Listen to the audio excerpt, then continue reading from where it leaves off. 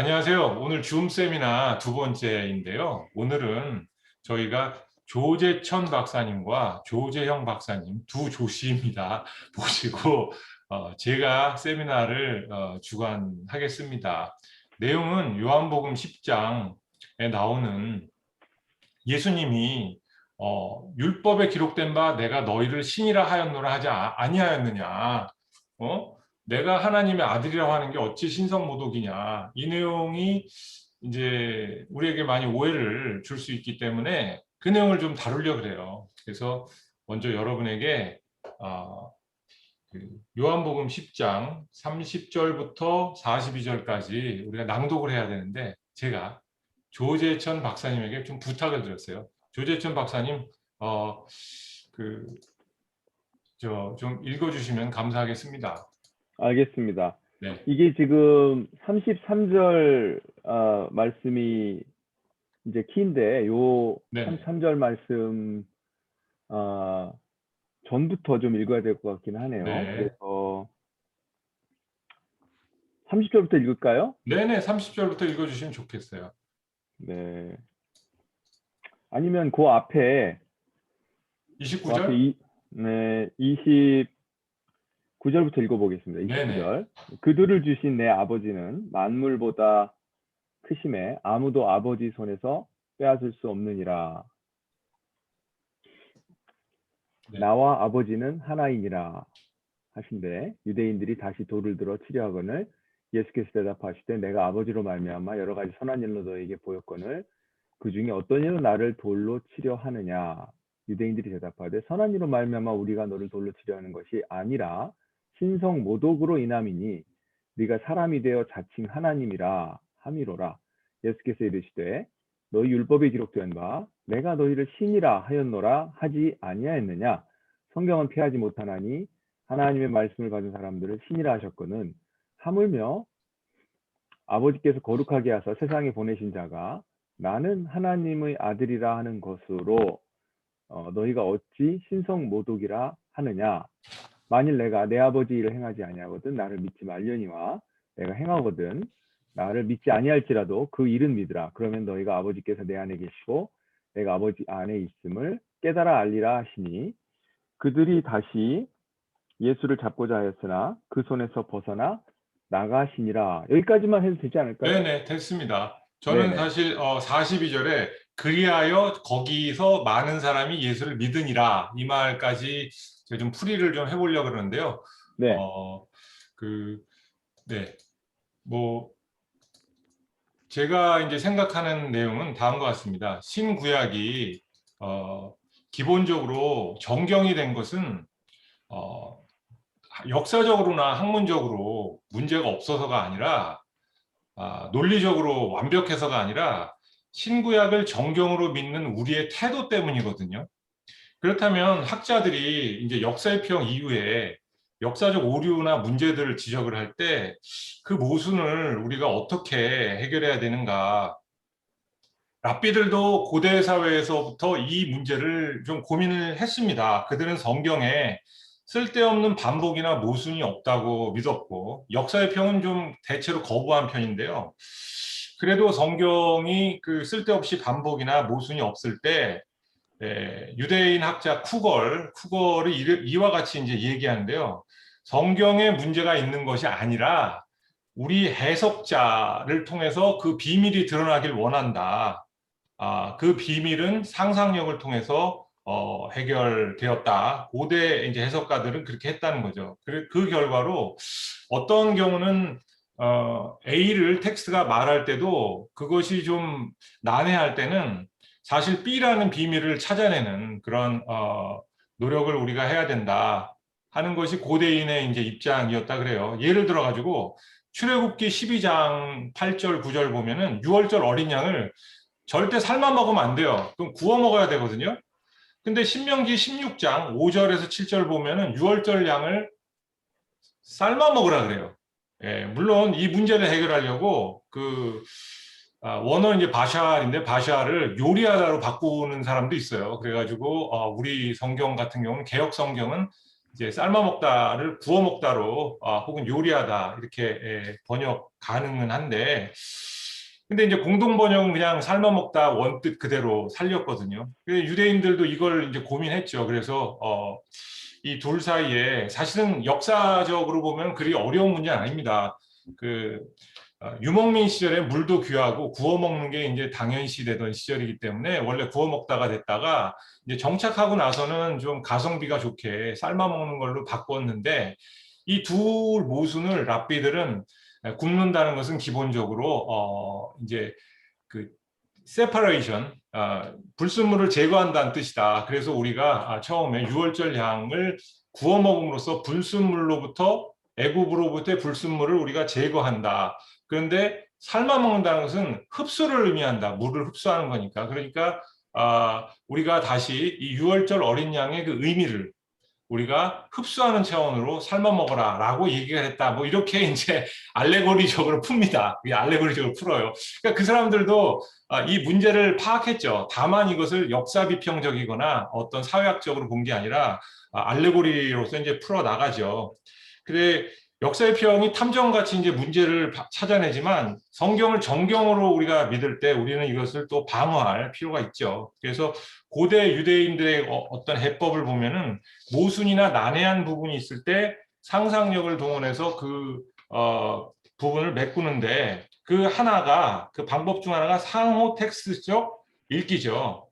해석자가 문헌을 읽을 때 자기가 처해진 다른 상황과 그 문헌들을 가지고 여기다 이제 여기에 투영을 하는 거죠. 그래서 선행 텍스트를 마음껏 그 변형시킬 수도 있고 또 선행 텍스트를 끼워 넣을 수도 있어요. 그래서 이제 독자 반응적 비평인데 거룩하게 이제 읽어보는 거죠. 그래서 크리스테바는 상호 텍스트성에 대해서 이 텍스트가 인용구들의 모자이크다라고 이제 아예 시작을 해버려요. 그래서 다른 텍스트를 여기다 넣어서 변형시키는 방식으로 본문을 읽어야 된다. 그래서 저는 시편 82편을 그 본문을 위한 상호 텍스트로 봤어요. 왜냐하면 예수님이 인용하셨으니까. 그리고 요한문헌 전체, 요한복음뿐만 아니라 요한문헌 전체와 그 당시에 어떤 다른 문헌들을 통해서 한번 본문을 읽어보자. 그래서 역사 비평적인 의미, 원래 의미 파악보다는 그 상호 텍스트적 읽기를 한번 시도해 보고자 정경을 정경으로 좀 살리는 그런 걸 한번 시도해 봤습니다. 요한복음 10장은 사실 난해해요. 이유는 뭐냐면은 예수님이 시편 82편 6절을 인용하면서 내가 하나님의 아들이다고 하는 것이 왜 신성모독이냐. 안 된다. 구약의 재판관들도 지존자의 아들이라 불렸는데 그러면은 이런 질문이 생기죠. 아니 예수님이 자신이 하나님의 아들이라고 말한 것이 그저 구약의 재판관 수준으로 자신을 낮추는 것이냐. 이런 생각을 할 수 있죠. 또 문제는 시편 82편을 여러분들이 이제 꼼꼼히 살펴보시면은 이게 좀 문제가 있어요. 어떤 문제가 있냐면 시편 82편은 기본적으로 굉장히 그 심판과 멸망에 관한 내용이에요. 불의한 자들이 신들의 아들, 신이라고 불려지는데 이제 불의한 재판관들이죠. 근데 그들의 최후는 결국은 죽음을 맞이하게 될 것이다. 예? 그러면 왜 하나님으로부터 심판을 받아 마땅할 이런 잘못된 악한 재판관들을 묘사하는 그 구절을 예수님이 갖다가 내가 하나님의 아들이라 불리는 게 왜 문제냐라고 하셨느냐. 우리가 이제 이렇게 한번 생각해 볼 필요가 있죠. 그래서 첫째, 문제가 생긴 것은 하나님의 아들들이라 불리는 불의한 재판관, 재판관의 권리를 남용하는 죄를 범했고 죽어야 하는 그들을 예수님이 자신에게 적용했다는 거예요. 그 치욕스럽게 죽어야 되는 그들에 대한 내용인데 왜 이걸 자신에게 적용하셨을까? 오히려 재판관을 좀 긍정적으로 엘로힘이라고 묘사하는 구절들이 구약에는 꽤 있는데 그 중에서도 출애굽기 7장 1절은 예를 들어서 모세를 인용할 때 내가 너를 바로에게 엘로힘 신과 같이 만들어 주겠다라고 이런 걸 인용을 안 하셨어요. 둘째로 이 인용구의 문제가 뭐냐면 거꾸로 적대자들의 입에서 이 인용구가 나왔다면 이해가 됩니다. 왜냐하면 예수님이 하나님의 아들이라고 주장하지만 막상 그들이 볼 때는 예수는 신의 아들이라고 주장하지만 막상 악을 행해서 심판받아서 죽어 마땅할 존재거든요. 그게 바로 시편 82편의 내용인데, 근데 예수는 자칭 신이고 지존자의 아들이기 때문에 마땅히 그러나 악을 행해서 죽어야 마땅한 자이기 때문에 라는 차원에서 적대자들이 인용했으면 좋을 텐데 예수님이 인용을 하셨어요. 셋째, 이 적대자들은 기본적으로 질문한 내용이 예수님이 자칭 하나님이다. 이 내용을 가지고 얘기한 건데 예수님은 질문을 왜곡하십니다. 고의적으로 아예 왜곡을 하셔가지고 니들이 나를 고발하는데 내가 하나님의 아들이라고 주장한 것은 아무 문제가 안 된다. 근데 그들은 예수를 하나님의 아들이라고 고발한 게 아니라 하나님의 아들은 구약에서 신성모독적 표현이 아니거든요. 왕들도 하나님의 아들이라고 불릴 수 있고 이스라엘도 장자 하나님의 아들인데 신성모독과 관계가 없어요, 사실은. 근데 예수님은 니들이 나를 하나님의 아들이라고 고발한다라고 표현을 바꿔버려요.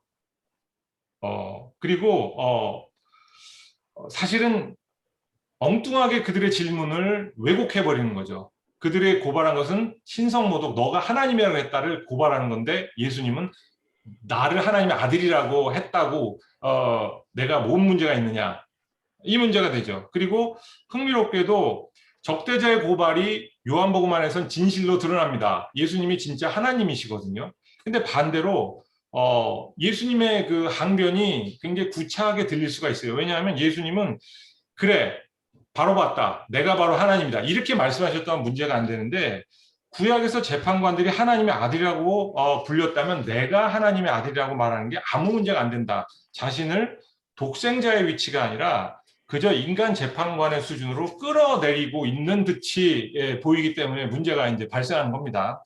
그렇다면 이를 어떻게 우리가 봐야 될까요? 요한복음은 기본적으로 수수께끼처럼 쓰여진 내용이 너무 많아요. 예수님의 동문서답, 예수님의 동문서답이 가장 많이 나오는 복음서가 바로 요한복음인데 사마리아 여인과의 대화에서도 사마리아 여인은 정상적인 대화를 하는데 예수님은 엉뚱하게 답을 하십니다. 니고데모도 마찬가지고요. 그리고 더 재미난 것은 탈맥락적으로 요한복음 2장 17절에 보면은 예수님이 주의 전을 사모하는 열심이 나를 삼키리라 한 것을 기억하더라 라고 이제 제자들에게 말씀하신 내용을 기록을 하는데 사실 완전히 이건 아전인수적인 해석으로 요한복음이 예수님의 입에서 나온 걸로 이제 쓰는데 왜냐하면 시편에서 주의 집을 위하는 열성이 나를 삼키고 주를 비방하는 비방이 내게 미쳤다라고 할 때 이 시편 기자는 내가 주를 위하여 이렇게 열심을 내는데 그 열심 때문에 사람들이 나를 죽인다는 뜻이지 적대자들이 열심으로 나를 지금 죽인다는 뜻이 아니에요. 근데 예수님은 니들의 열심 때문에 내가 죽는다. 니들이 잘못된 신앙 때문에 나를 지금 죽음으로 몰아간다고 유대인들을 고발하는 내용이거든요. 그러면 우리가 이제 예수님이 구약을 인용할 때 이렇게 맥락적으로 사용하는 것보다는 탈맥락적으로도 사용을 자유자재로 하시는데 이거는 이제 고대 랍비들에게는 사실은 굉장히 흔한 일이었어요. 예를 들어 가지고 우리가 속담을 사용할 때도 배가 산으로 간다. 사공이 많으면 이 말을 쓸 때 어떤 사람이 이렇게 생각한다고 합시다. 사공이 많으면 배를 산으로까지 보낼 수가 있어. 완전히 탈맥락적이죠. 그죠? 근데 예수님은 이와 같은 방식이에요. 거의. 네? 그 시편 인용을 예수님은 자신에게 이제 먼저 사용하십니다. 첫째, 예수님의 변호적 변증이 이제 3단 논법인데, 작은 것으로부터 큰 것으로라는 이제 유대인들의 그 전통적인 논법하고 비슷해요. 성경을 폐할 수 없다. 성경에서 하나님의 말씀을 받은 이를 신이라고 표현했다. 근데 사실은 시편 82편도 처음에는 이제 그 하나님의 총회 해가지고 이방 신들을 모아다가 하나님께서 이제 심판하시는 내용이거든요. 그게 나중에는 맥락이 달라져서 유대 지도자와 유대 재판관들에 대한 내용으로 해석이 달라집니다. 이미 맥락이 달라진 거죠. 그 다음에는 예수님 당시에는 어떻게 됐냐면은 그 재판관들이 랍비들이었기 때문에 하나님의 말씀을 맡은 자들을 신의 자녀, 신의 아들이라 불렀다. 이렇게 또 바뀌죠. 그러니까 이미 맥락은 달라지면서 시편에 관한 해석도 달라지는 겁니다.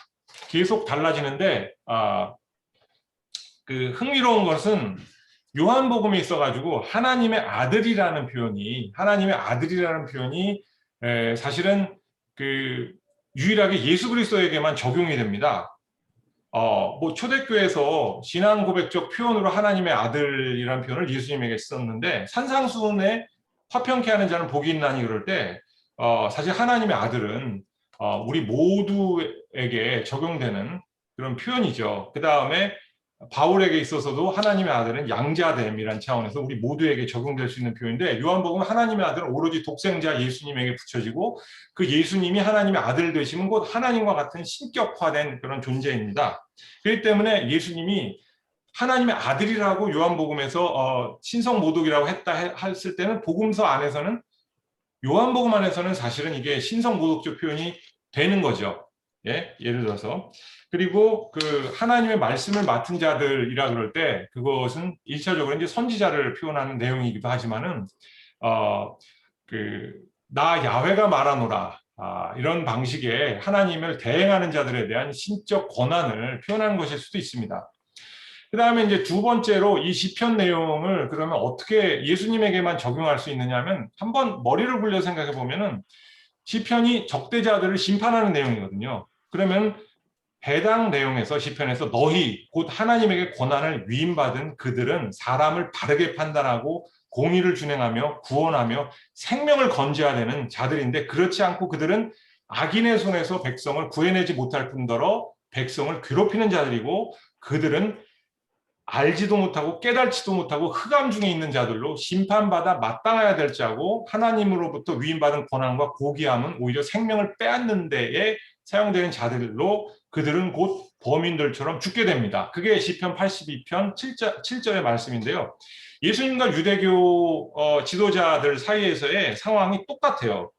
역으로 적용하다 보면 예수는 시편 82편에 재판하는 하나님처럼 그들을 인식하고 있어요. 그들이 이스라엘의 지도자로서 재판을 하는데 오히려 흥미로운 것은 유대 지도자들은 늘 예수님에게 질타를 받습니다. 니고데모, 예수님에게 다가와 질문한 니고데모도 이스라엘의 선생으로서 하나님의 뜻을 모르느냐고 질타를 당하죠.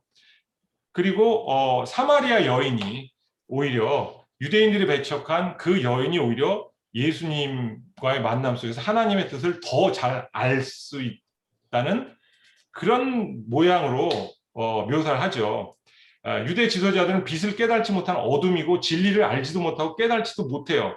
그들은 늘 사람을 죽이려고 하고 예를 들어서 요한복음 8장에 보면 율법을 통해서 그 가늠하다 붙잡힌 여인을 죽이려고 하고 사람들을 죽이려고 하죠. 그런데 그들은 진짜 하나님이신 예수조차 죽이려고 듭니다. 즉 그들은 불의하기 때문에 결국은 죽어야 마땅한 자들일 것이다 라는 내용으로 우리가 역으로 적용할 수도 있겠습니다. 그리고 세 번째, 한 걸음 더 나가서 예수님의 해석을 확장을 한번 해봅시다. 시편을 뒤집어서 역발상적으로 한번 생각해보자는 뜻인데요.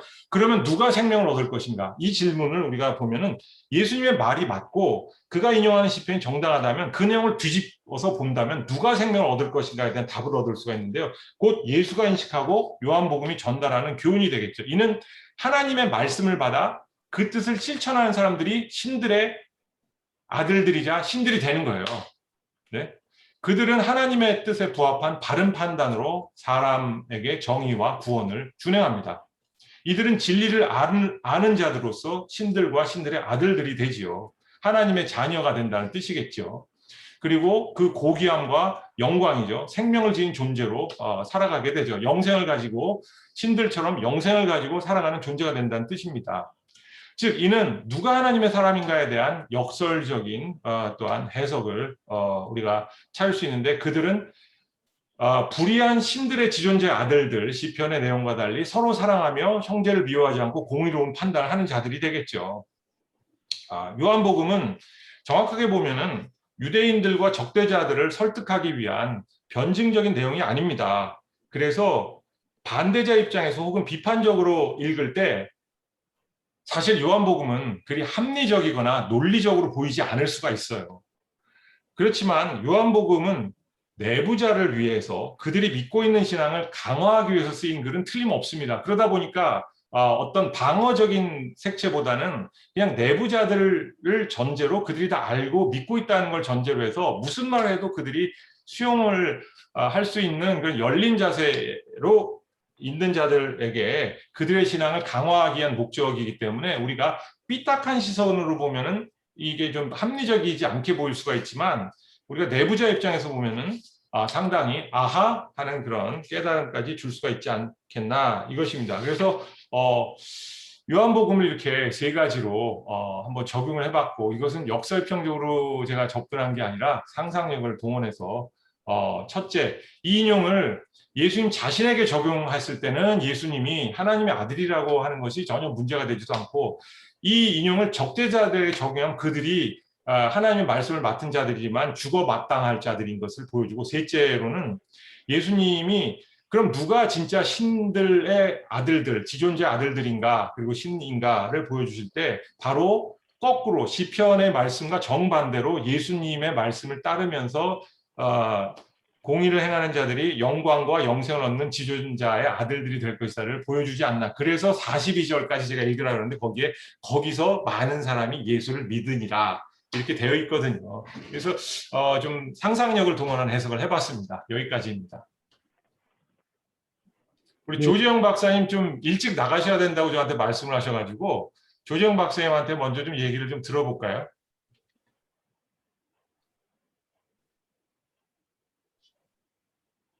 소리가 안 들려요. 네, 반갑습니다. 네. 요한복음에 대해서 이민규 박사님 그 선한 사마리아 사람 얘기, 그 니고데모와 얘기, 그다음에 오늘 이 본문들 통해서 예수님께서 그 대화를 하시고 이렇게 질문하실 때 좀 뜬금없는 약간 그런 부분에 잘 지적을 해주셨고, 이 부분도 사실은 시편 82편의 그 말씀을 이렇게 해서 잘 뭐 이렇게 우리가 좀 그냥 넘겨 짚을 수 있는 그런 부분들을 잘 얘기해 주셔서 뭐 아주 감사합니다. 감사하고 이제 이걸 그러니까 상상력이라고 하셨고 이제 상호 텍스트성이라는 그 얘기를 좀 하셨는데 그러니까 사실은 뭐 이제 크리스토바나 줄리안 크리스토바나 그다음에 또 이걸 갖다가 우리 성사기 인용한 리차드 헤이스가 The Echo of Scripture in the Paul's Letter 그란 책에서 이 구약과 신약의 관계를 이제 상호 텍스트성 관계 속에서 그러니까는 이제 신약의 저자들이 구약의 본문들을 어떻게 인용했는가를 이제 잘 다뤘잖아요. 근데 거기 이제 뭐 척도가 뭐 한 7개 정도를 얘기해요. 7개 정도 얘기하고 그리고 이제 그 데니스 맥도날드 선생님은 박사님은 이제 이 신약과 이제 그리스 로마 문학과의 관계 속에서 그런 상호 텍스트성을 찾아가고 이게 데니스 맥도날드 선생님하고 이제 리차드 헤이스가 말하는 그 용어들이 비슷한 것도 있고 좀 틀리지만 그런 개념은 좀 비슷해요.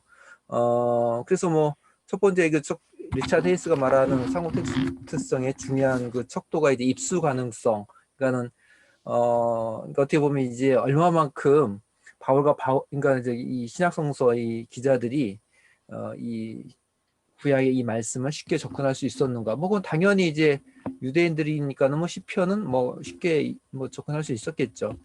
요한복음에서 사실은 이사야서하고 시편이 가장 많이 인용되거든요. 예, 그래서 그러니까 그런 걸 이렇게 따져서 이렇게 하다 보면은 아까 이미규 박사님 말씀하신 걸 그 명확한 뜻을 갖다 7가지 척도를 하나하나 적용해 보면 좀 더 이제 명확하게 뭐 우리가 좀 알 수 있지 않을까라는 생각을 일단 말씀을 드리고 싶습니다. 여기까지 일단 하고 다른 분들 얘기를 더 들어보도록 하죠. 솔직히 무슨 말인지 제가 맥도날드의 견해를 잘 몰라서 제가 이해를 잘 못했습니다. 맥도날드가 뭔 말했는지 잘 몰라요, 제가. 그러니까 그리고 이제 뭐, 리차드 헤이스가 이제 이 상호 텍스트성을 얘기하면서 물론 이제 네네, 바울 서신을 주로 얘기했지만 그 7가지 척도를 얘기해요. 뭐 입수 가능성, 부피, 그다음에 네네, 빈도, 뭐 주제 일관성, 역사적 개연성 이런 걸 쭉 얘기를 하는데 그러니까 제가 이제 사실은 이제 요한복음에서 나오는 이사야 인용에 관해서 요한복음과 이사야서를 가지고 그걸 가지고 한번 해봤는데 아마 이제 저도 이제 제가 이 말씀 드린 거는 이러한 이제 방법론이 있으니까 이게 아, 임민규 네네네. 목사님이 아, 그 알겠습니다. 척도들을 이용해서 그 부분들 분석하면 네네. 훨씬 더 그 요한복음의 뜻들이 명확하게 나오지 아, 오케이. 네, 알겠습니다. 않을까라는 이제 생각을 하게 됩니다. 네. 예, 제가 본 건 오히려 유대 학자들이 쓰는 그 상호 본문적 해석인데요. 그건 사실은 우리가 미슈나만 봐도 미드라시에는 더더욱이 뭐 자세하게 나와 있는데 그 고대인들이 보는 방식을 우리가 좀 볼 수 있어요. 그래서 저같이 이렇게 상상력을 막 발휘해가지고 거의 알레고리 비슷하게 하고 비밀을 찾아내는 방식인데요. 아, 그걸 제가 아마 사용했어요. 네. 그 맥도날드 교수님의 견해 제가 또 잘 한번 볼게요. 네. 아니, 그러니까 맥도날드 교수님은 이제 그 신약 성서하고 이제 그리스 로마 문학을 비교한 아, 거고 이게 네네. 그렇죠. 그러니까 줄리안 크리스토바의 그 상호 텍스트성을 이제 리차드 헤이스가 네, 헤이스, 네, 이제 알겠습니다. 네, 그 이제 신약하고 특히 이제 바울 서신하고 이제 구약을 그 네네. 관계를 그 7가지 척도 가지고 이제 네. 분석을 했어요. 그러니까 네, 그것이 좀 보겠습니다. 유용하지 않을까. 네, 알겠습니다. 싶습니다. 잘 네네. 보겠습니다. 자, 우리 조재천 박사님 좀. 네. 그 유대 랍비들의 성경 해석 방법이 빈얀이라고 해서 어떤 랍비가 제시한 7가지 빈얀이 있고 또 어떤 13개. 랍비는 13개의 빈얀도 예, 있고 예. 네, 랍비마다 약간 차이는 있습니다만 많아요, 많아요. 공통되는 요소들 중에 특히 중요한 것 2가지만 말씀드리자면 네네. 칼 바호메르라는 게 있고 혹은 칼 바호메르, 네. 콜 바호메르 혹은 칼 콜 바호메르라고 바호메르, 네, 맞아요. 그 다음에 게자라 샤와라는 게 있습니다. 게자라 쉐바, 예. 예. 그 이제 콜 바호메르 같은 경우는 작은 것에서 큰 것으로 네네. 그래서 익히 동의할 수 있는 어떤 당연한 공리 같은 것들을 네. 먼저 제시하고 그렇다면 하물며 더 큰 것은 하물며 더 옳지 않겠느냐라고 이제 네. 논리를 전개해가는 네. 일종의 수사법인데 네네. 이 칼 바호메르가 여기에도 작동하고 있다고 보통 주석가들이 보죠. 네, 저도 그렇게 봅니다. 네네. 네, 그러니까 하물며 하나님의 말씀 받은 사람들을 신이라 하셨거든. 요게 이제 칼 바호메르의 네. 전형적인 일종의 포뮬라거든요. 그 네, 35절에 그거 나오는 자주 게. 나오죠. 신약에. 그렇습니다. 네네. 네네.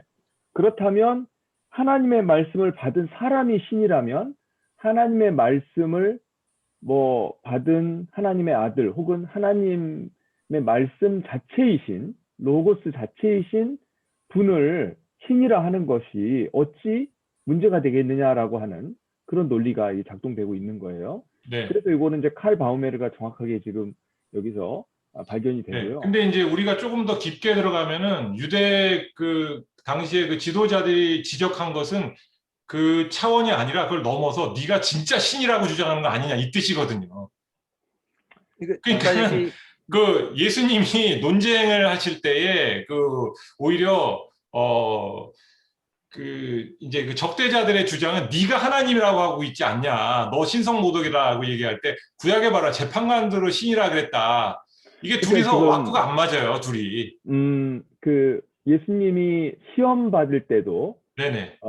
그 사탄이 이제 예수님을 시험할 때 그냥 다짜고짜로 시험한 게 아니라 네가 하나님의 아들이거든 라고 한다든지 네네. 아니면 심지어 사탄이 성경을 인용해가지고 네네. 성경에 이러이러하게 돼 있으니 네가 그것대로 해봐라 라는 식으로 예수님을 꼬드기지 않습니까? 네네. 그럴 때 예수님이 그걸 응답하시는 방식이 성경을 사용해서 응답하셨고요. 그렇죠.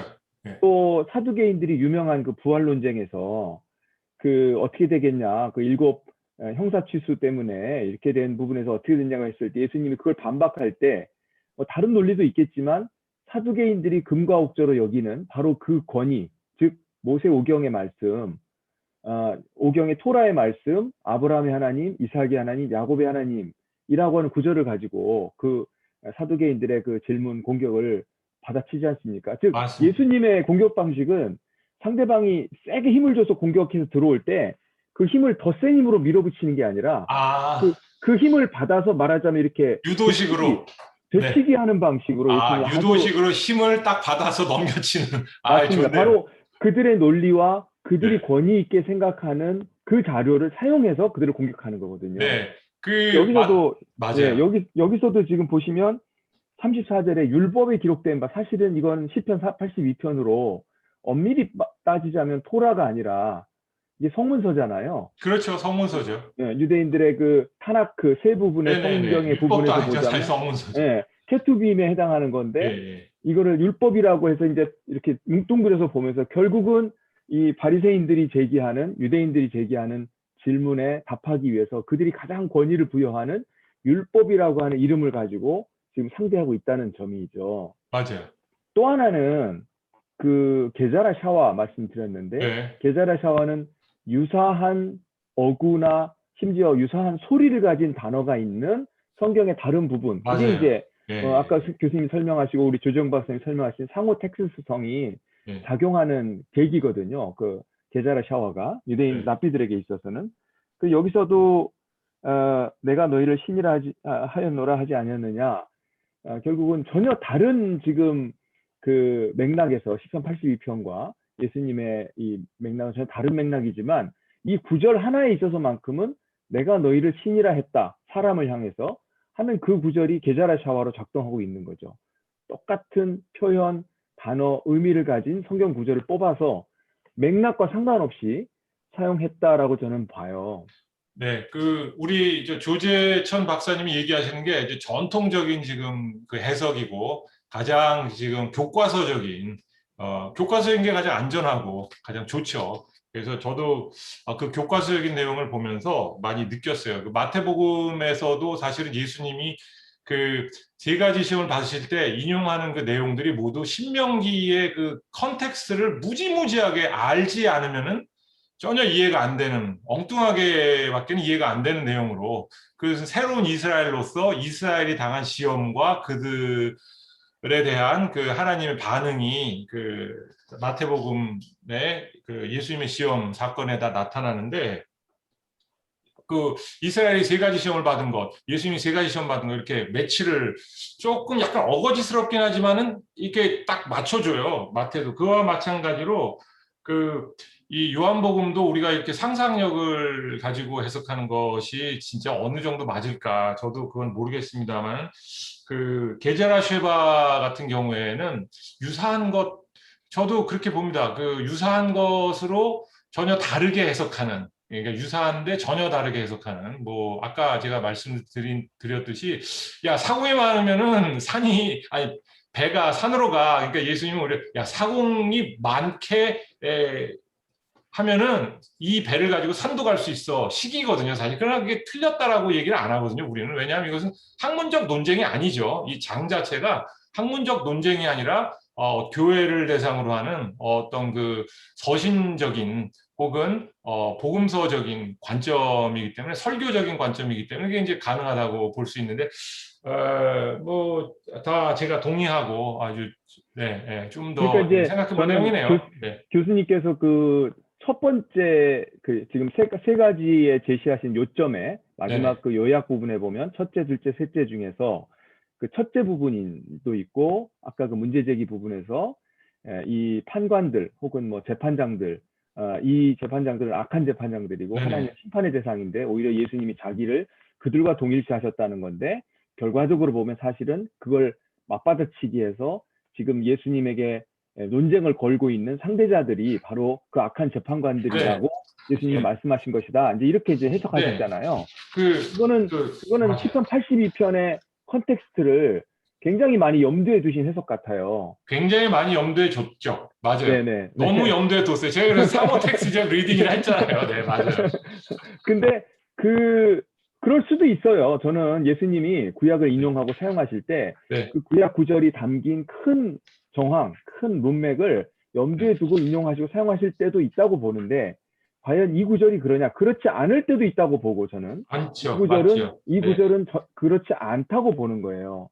그러니까 82편에 뭐 재판장들이 뭐 악한 재판장들이고 심판의 대상이고 하나님께서 그들을 신이라고 했다가, 하지만 그들이 결국 그런 신적 지위, 말하자면 영원 불멸성을 상실하고 멸망에 갈 것이다라는 식으로 이제 시편 82편의 결론을 맺고 있는데, 그런 시편 82편 전체의 그 논리의 흐름, 생각의 흐름, 이런 것들 예수님이 다 고려해서 말씀하신 게 아니라 그냥 그 한 구절만 81편 6절만 딱 뗐다는 거죠. 왜냐하면 거기에 하나님이 인간들을 향해 내가 너희를 신이라 한다라는 그 구절이 있기 때문에 단지 그 이유만으로 그 구절만 예수님이 빼서 쓰신 거라는 거죠. 그 외에 시편 82편의 1절부터 5절이라든가 6절 이후에 나오는 내용은 예수님이 전혀 염두에 두지 않으시고 고려하지 않으시고 그냥 6절만 사용하실 수도 있다고 본 거예요. 왜냐하면 그것이 바로 랍비들이 구약을 사용하는 방식이었으니까요.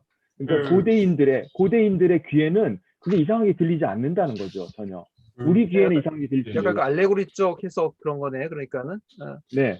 알레고리보다도 그냥 맥락 없이 그 개념이 거기 있다는 이유만으로 그 개념을 갖다 쓰신다는 거예요.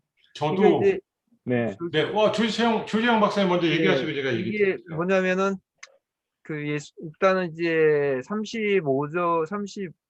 5절에 6절에 예수님이 말하는 게 유대인들은 이제 예수님이 하나님으로 했다고 해가지고 공격을 했는데 예수님은 이제 신이라 얘기하셨고 그 다음에 36절에서 다시 내가 하나님 세상에 보낸 자가 나는 하나님이다 라고 하면은 사실 될 텐데 여기서 다시 하나님의 아들로 이렇게 또 얘기를 하거든요. 그래서 이 하나님의 아들이라는 개념이 그러니까 유대 사회 속에서 넓은 의미 속에서 그냥 하나님의 아들이라는 이스라엘 백성이나 왕을 지칭하는 이런 개념이 아니라 어떻게 보면 이제 그 그리스 로마 문화권에서 얘기하는 정말로 이제 그 신성을 가진 그런 존재. 그러니까 이제 굉장히 유대인들이 발끝하는 거예요. 그러니까 어떻게 보면 이제 하나님하고 하나님의 아들이 동급으로 이제 이해하고 또 예수님도 동급으로 얘기하는 그런 어떤 느낌을 좀 받아서 요한복음 그렇죠. 실제로 네네. 동급이죠. 네. 근데 제가 네. 그 우리 조재천 박사님의 그 이야기에 약간의 그 딴지를 걸자면은 제가 그 유대 문헌들을 이렇게 좀 지난 2, 3년 동안에 많이 볼 수 있었어요. 근데 무지무지하게 난해해요.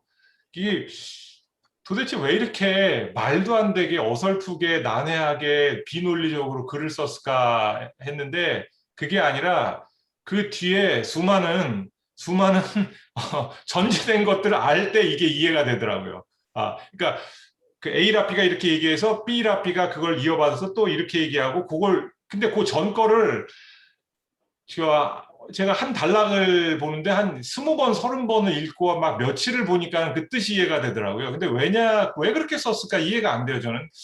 아마 종이가 부족해서 그랬나, 모르겠어요. 솔직하게 모르겠는데, 얘네들이 이제 뭔가 비밀을 밝혀낸다는 게 좀 더 익숙한 것 같고, 그냥 단순하게 읽기로서 이해가 안 된다면 제가 오히려 마태복음을 우리 조재천 박사님에게 한번 여쭤보고 싶어요. 마태복음 그렇게 단순하게 읽어가지고 이해될 수 있는 책이 아니거든요. 그 뒤에는 코드라고 말하면 좀 이상하긴 한데 마치 그 단어 하나하나와 문장 하나하나 코드같이 그 뒤에 담겨있는 또 다른 그러니까 키 역할하고 그 뒤에 담겨있는 내용을 끄집어내야 되거든요. 마태복음 보려면 뭐 신명기서부터 죄다. 안 그러면 굉장히 엉뚱한 해석이 나오죠. 근데 우리는 이미 그 구약도 있고 유대 문헌들을 가지고 있기 때문에 마태복음을 그렇게 읽을 수가 있는 거죠. 그러니까 텍스트 하나만 가지고서는 단순히 그렇게 읽을 수가 없는데 그 배경, 컨텍스트를 상당히 연구를 하다 보면 이 텍스트가 뭘 말하고 있는지를 알 수가 있다. 근데 요한복음도 저는 꼭 제가 주장하는 게 이렇다라는 게 아니라 역사비평적으로 보면 저도 조재천 박사님하고 거의 동의하는 차원인데 어쩌다가 아다리가 맞았어요. 제가 이제 제 해석을 가지고 보니까. 근데 어쩌다가 아다리가 맞았는데 그 이유가 뭐냐를 한번 상상을 해보니까 거기서 우리가 중시 여겨야 될 부분이 뭐냐면 정경으로서 성경의 권위를 세울 때 역사비평적으로 볼 때 조재천 박사님이 하는 방식으로만 얘기를 하면은 사실은 그 생각지 않은 문제들이 몇 가지가 터질 수밖에 없어요. 이제 근데 그것을 넘어서서 한번 더 깊게 한번 파보자라는 하나의 시도였습니다. 어쩌다 아다리가 맞은 거지만 이렇게 해서 정경의 깊이 있는 비밀을 밝혀냈다. 이렇게 유대인처럼 한번 그렇게도 한번 생각해 볼 수 있지 않을까. 복잡한 그 표현이었습니다. 제가 좀 하나 말씀드리면 네. 근데 이미 박사님 약간 좀 뒤로 가서 약간 좀 위로 좀 많이 나왔으면 좋겠어, 화면이, 얼굴이. 네, 이렇게요? 좋습니다. 네.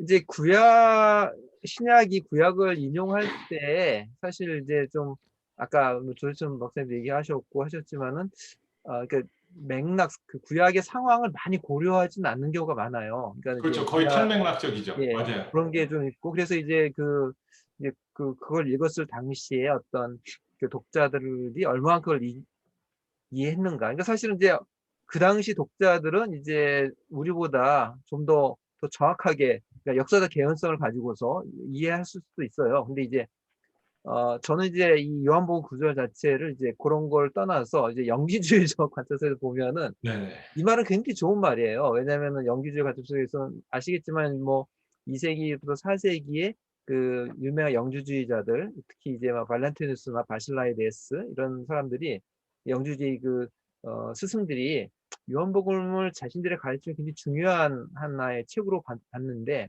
거기에서 중요한 게 요한복음이 굉장히 영적인 책이지만은 결국은 하나님의 신성이 예수 그리스도를 통해서 성령님을 거쳐서 우리 인간들에게도 내려와서 우리 인간들이 하나님과 하나가 될 수 있다는 그거를 굉장히 얘기하거든요. 그러니까 이제 그런 관점에 보면 예수님이 너희들 신이라고 했다, 이 말은 굉장히 영주주의자들이 좋아할 수 있는 말이에요. 그러니까 그 구약의 어떤 그 맥락을 떠나가지고.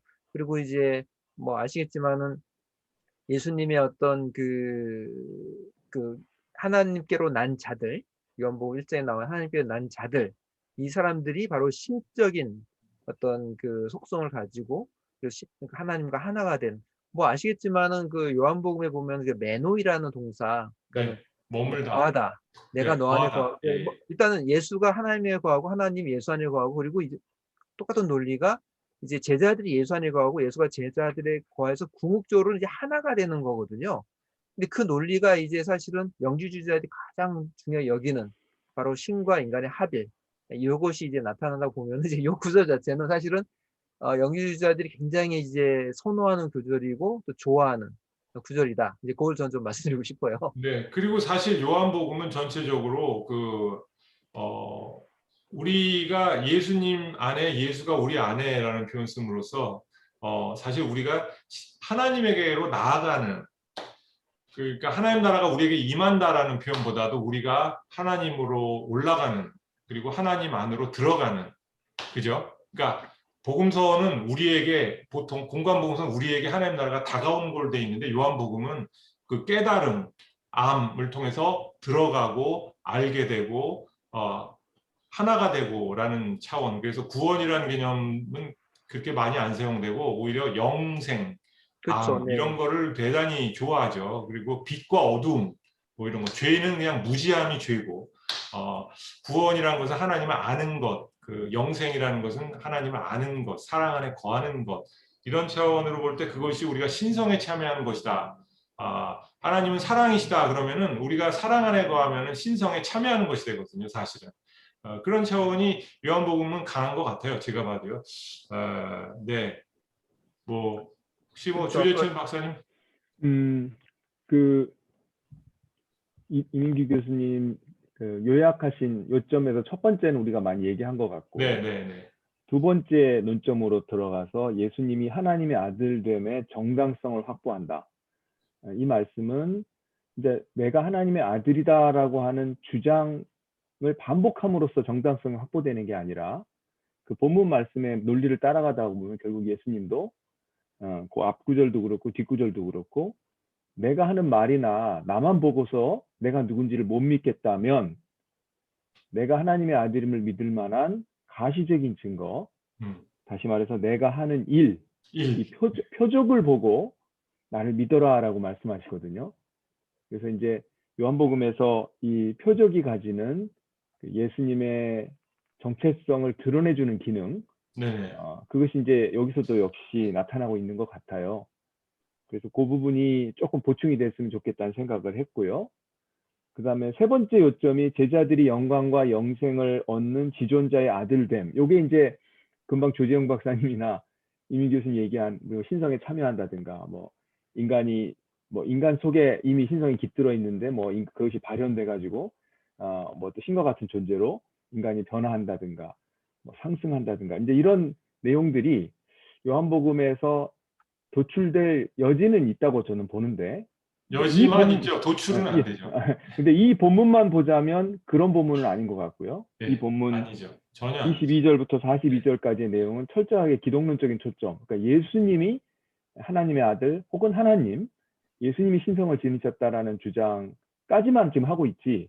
예수님의 제자들이 뭐 그 신성에 참여한다든지 그런 얘기는 아직은 안 나오고 있고요. 다만 28절에 보면 내가 그들에게 영생을 주노니 영원히 멸망하지 않을 것이요.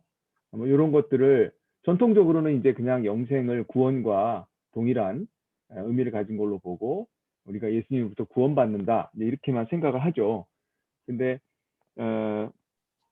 그 하반절 그들을 내 손에서 빼앗을 자가 없다. 사실은 이 부분이 저는 요한복음 많이 강의하고 연구하면서 모르겠어요. 이거를 역사적으로 접근해야 될지. 그러니까 예수님의 손에서 예수님의 제자들이 보호받는다는 이 예수님의 약속이 이를테면 박해 상황, 1세기 당시에 박해 상황 속에서 그들에게 격려가 되고 위로가 되게 하려고 예수님이 하신 말씀인가? 아니면 내 손에서 그들이 빼앗긴다는 말이 뭐 영적인 차원인가? 29절에 그들을 주신 내 아버지는 만물보다 크심에 아버지 손에서 빼앗을 수 없다. 이렇게 해가지고 결국 28절에 내 손에서 빼앗을 수 없다. 29절에 아버지 손에서 빼앗을 수 없다. 결국 내 손이 아버지 손, 내가 아버지. 그래서 30절에 나와 아버지는 하나다. 이런 결론에 도달한 마치 이게 맞아요. 형식 논리처럼 이렇게 지금 도달을 한 거라서.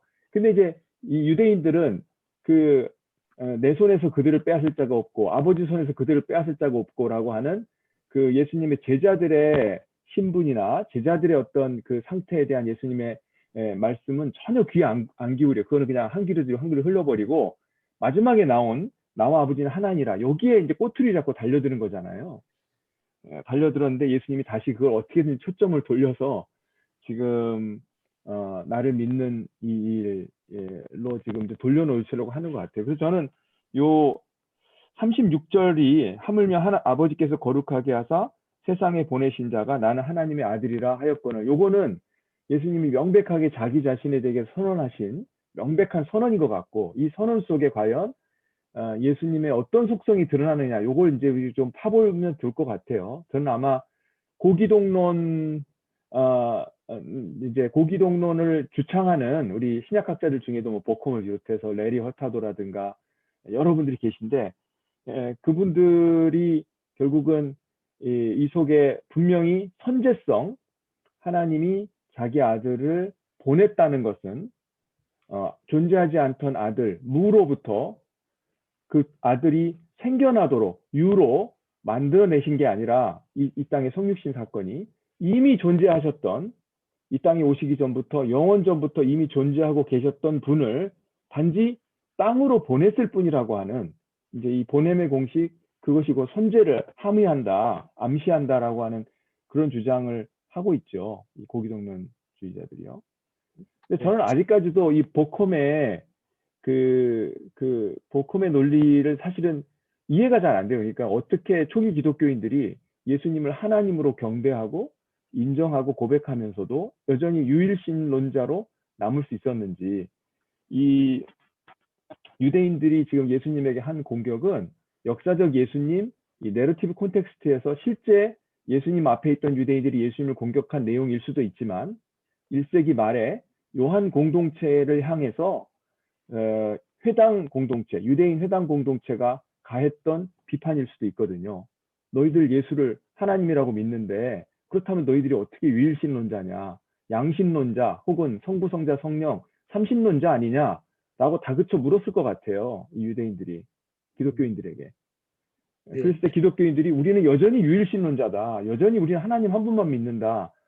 쉐마가 우리의 고백이다라고 말하면서도 또한 예수님은 신이다. 하나님이시다라고 고백하는 것. 이 둘 사이가 어떻게 가능해? 요거에 대해서 조금 더 좀 탐구해야 되지 않나 하는 생각이 듭니다. 그건 조재영 박사님 전문인 것 같은데요. 아니, 근데 제가 사실은 이제 또 수업이 3시부터 있어서 저도 한마디만 하고선 나가봐야 될 것 같아요. 이제 두 분이서 더 토론을 더 하시고요. 이제 34절에 이제 예수님께서, 그러니까 여기 요한 기자에 의하면 신이라 했다는 거를 갖다 정의를 해요. 그러니까 시편에 있는 말씀을 뭐 율법으로 했지만 82절 6절을 통해서 그리고 나서 이제 요한 공동체의 또 다른 신에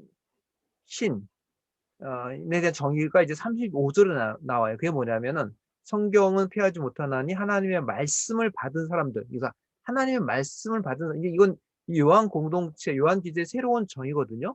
그러니까 하나님의 말씀. 어떻게 보면 이제 사실 로고스도 될 수 있고 또 지식이 될 수 있는데 그 지식을 받으면 이제 새롭게 이제 정의가 되는 거예요. 이 사람들은 이제 하나님의 사실 말하면 그 말씀을 받았기 때문에 신으로서 그러니까 요한 공동체에서 말하는 그 영주주의에서 말하는 바로 지식을 통해서 자신의 어떤 신성을 깨닫게 되어서 이제 신으로 되는. 그러니까 사실은 35절에서 이제 이 예수님은 또 요한 기자는 요한 공동체는 이제 이 신에 대한 그걸 새롭게 이제 정의를 이제 구약을 근거로 해서 하기 때문에 저는 이제 사실은 어떻게 보면 요한 기자의 어떤 이거 약간 그 논리적 전개, 구약에서는 신이었다. 근데 다시는 거기다 성경을 통해서 하나님의 말씀을 통해서 받은 자들이 신이다 하는 어떤 이런 그 단계로 넘어가는 이런 논리가 좀 재밌다라는 것을 좀 말씀드리고 싶고요. 정말 죄송해요. 제가 이제 수업을 이제 준비해야 되기 때문에 저는 이제 그만하고 그쪽에서는 반갑고 나중에 또 뵙도록 하겠습니다. 네. 저는 그럼 일단 그만 죄송하지만 나가보도록 하겠습니다. 네. 예, 수고하셨습니다. 네, 감사합니다. 나중에 뵙겠습니다. 네, 안녕히 가세요. 조재천 박사님 의견은 제가 이렇게 들을 때 뭐가 느껴지냐면 지금 현대의 기독론이 너무 이제 깔려 있다는 느낌.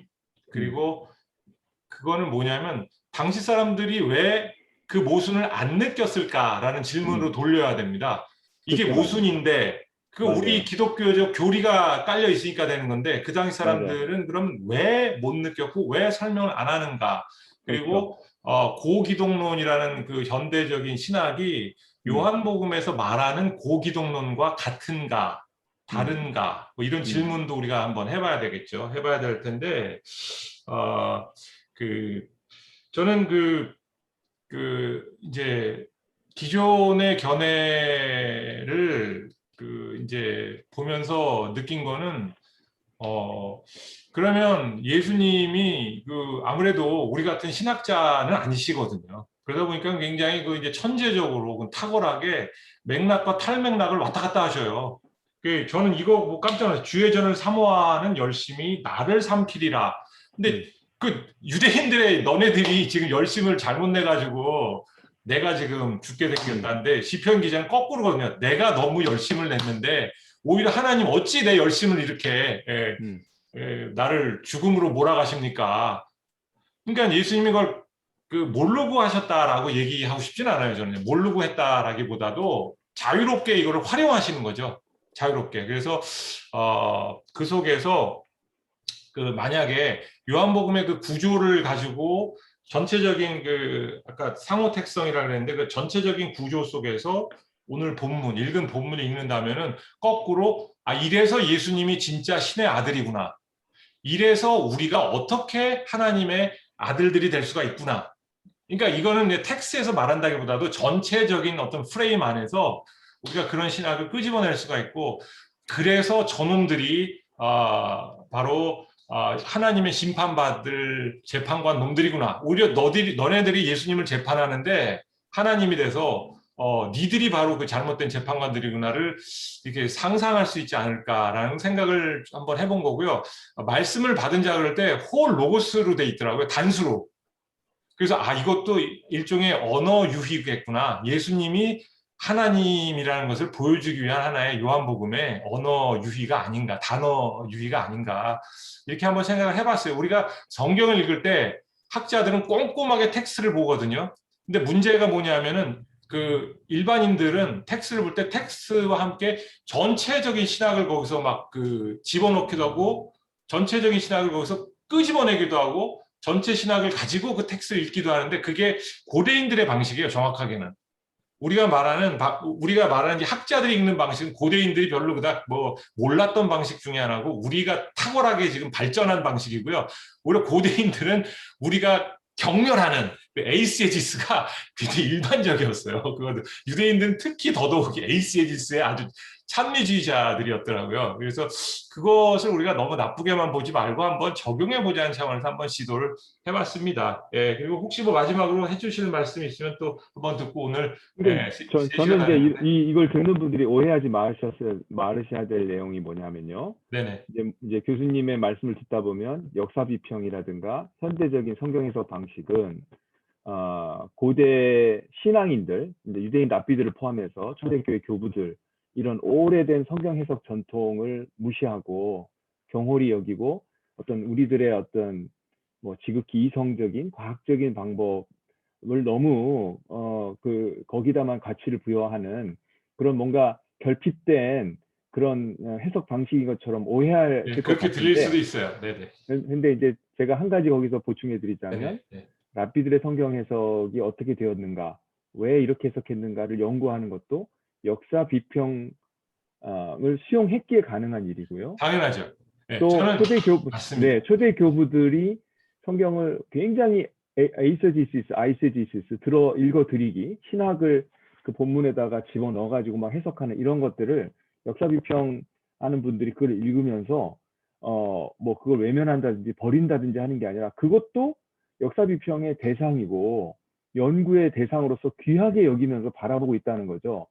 그러니까 역사 비평학자들과 신앙적인 성경 해석을 양립구도로, 대립구도로 양분화시키기보다는 이거 둘 안에 서로를 포용할 수 있는 여지, 교집합의 여지가 굉장히 많다는 것. 어떻게 보면 그런 것들은 다 명칭이고 뭐 우리가 편의상 붙이는 이름일 뿐이죠.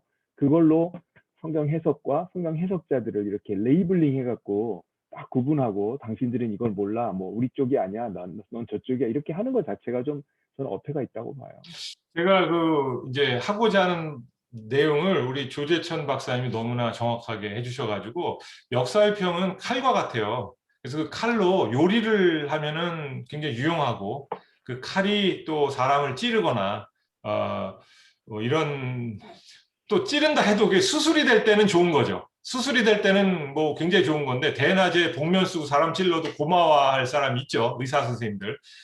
그런데 또 한편으로는 우리가 이제 주의해야 될 부분은 역사 비평을 수용할 때 어디까지 수용할 것인가 할 때 이게 제가 주장하는 것은 역사 비평은 굉장히 좋은 도구가 될 수 있지만 한편으로는 역사 비평 자체가 우리가 가진 오해가 뭐냐면 역사 비평만이 유일하게 성경을 원래 의미를 찾아내는 차원에서 유용하다는 맞겠지만은 그렇게 될 때 정경성에 대한 사실은 우리가 좀 더 위험 부담이 있어요. 그것은 저는 솔직하게 제 의견은 뭐냐면 역사 비평을 제대로 한 사람 치고 성경의 정경성을 흔들지 않은 사람은 아직 못 봤어요. 안 듣는 사람들은 대체 역사 비평을 제대로 안 한 사람들이 대부분이더라고요. 그래서 잘 사용하는 게 필요하다. 우리가 위험하다 할지라도 잘 사용하자. 그런데 그 위험도 같이 알고 사용하고 역사 비평은 인류 역사 속에서 종교개혁 이후에 탄생한 하나의 방법론으로 유용하다. 이 정도, 뭐, 그 정도로 할 수 있을 것 같아요. 그리고 우리가 말하는 그 정도까지만 하겠습니다. 네.